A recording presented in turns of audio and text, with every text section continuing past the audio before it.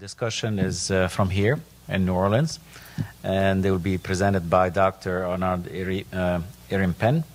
He's an associate professor of medicine at the Heart and Vascular Institute at Tulane University Medical Center, and he will be talking about acute myocardial infarction before and after the storm Hurricane Katrina. Thank you.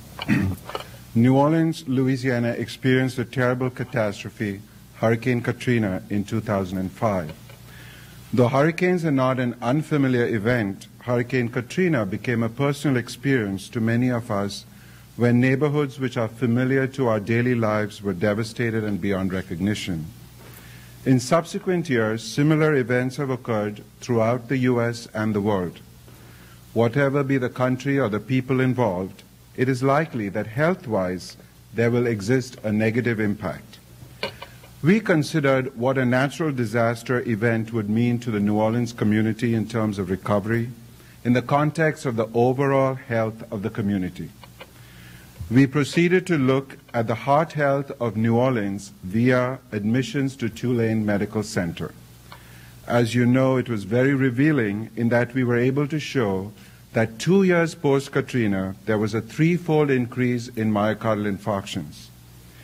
As time went forward, we considered what might be the longer-term impact. Did folks really take note of the wealth of recommendations that were out there? And has the heart health of New Orleans improved? Interestingly, our findings at 4 years post-Katrina were quite profound.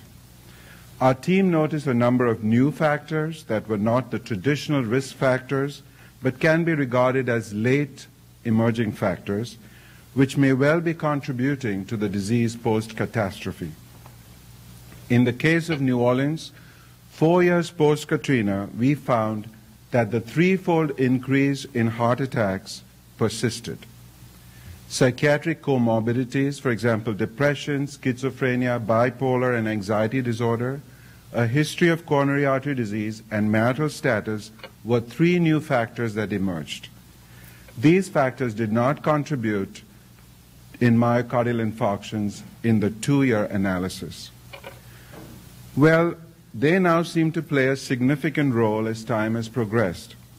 This causes one to ask, is there perhaps a lag phase between the onset of psychiatric illness and its somatic manifestations in the form of a heart attack? Chronic stress appears to play an ongoing role.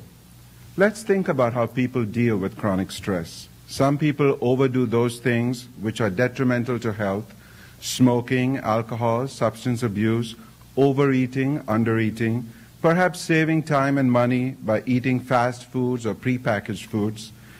Many people have not yet begun to resume their original eating habits or exercise habits because they are living in places that they cannot call their own, living with family members or in temporary homes. Many of the patients we see are not yet back to their pre-Katrina residences, have not regained employment, and are too stressed to pay attention to ideal health practices. They are much less likely to comply with treatment plans that can help prevent heart attacks. This is a single-center, retrospective observational study.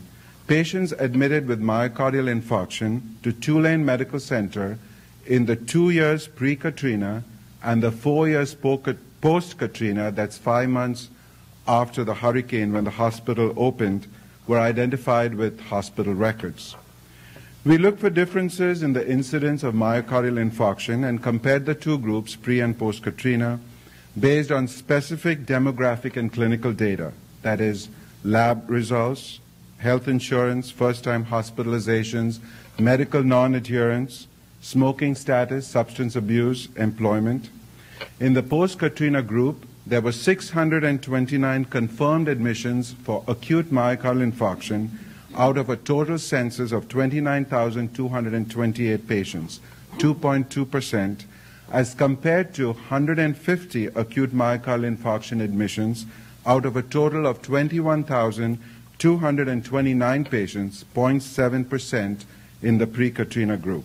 That's a p-value of less than 0.001. Compared to the pre-Katrina group, those experiencing a heart attack post-Katrina were more likely to be unemployed, lack medical insurance, be smokers, be less compliant with their medications, and report substance abuse. The post-Katrina group had more first-time hospitalizations, psychiatric comorbidities, hyperlipidemia, history of coronary artery disease, and percutaneous coronary interventions. More people in the post-Katrina group were single and/or divorced. Similar to the 2-year data, heart attack patients were more likely to be local residents and living in temporary homes. These differences were all statistically significant, and the groups were comparable in terms of age, race, and gender, and history of hypertension, diabetes, and chronic renal disease. Why should we pay closer attention to people affected by major disasters in the United States of America and beyond our shores? The long-term and detrimental effects on the health of the community are far-reaching and may even be passed on to the next generations. We are looking towards improving surveillance, prevention efforts, and cardiovascular care in New Orleans and beyond. Thank you.